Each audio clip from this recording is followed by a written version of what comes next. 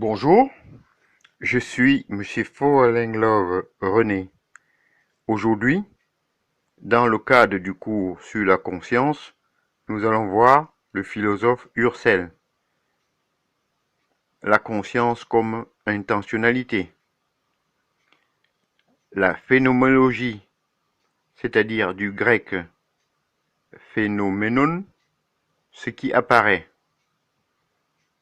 Courant présenté par Husserl, s'intéresse à la manière dont les objectifs apparaissent à la conscience et au rapport entre le monde et la conscience.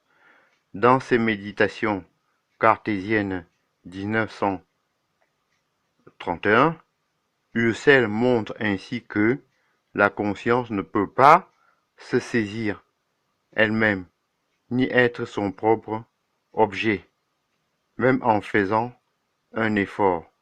Il semble impossible de vider en quelque sorte la conscience pour saisir le sujet lui-même, telle une chose. En posant que toute conscience est conscience de quelque chose, Husserl veut signifier que la conscience est toujours porteuse d'un objet qu'elle vise, tel arbre que je regarde, telle chose que je désire, et qui l'empêche de saisir le sujet lui-même.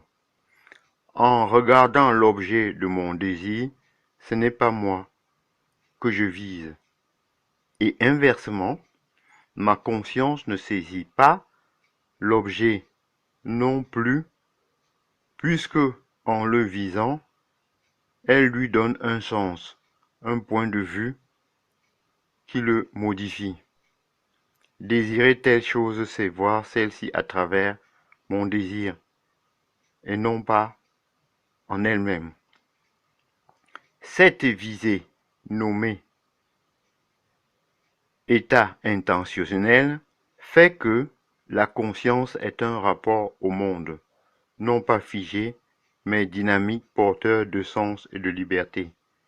Cette analyse sera prolongée par la réflexion de Jean-Paul Sartre, notamment dans L'être et le néant en 1943.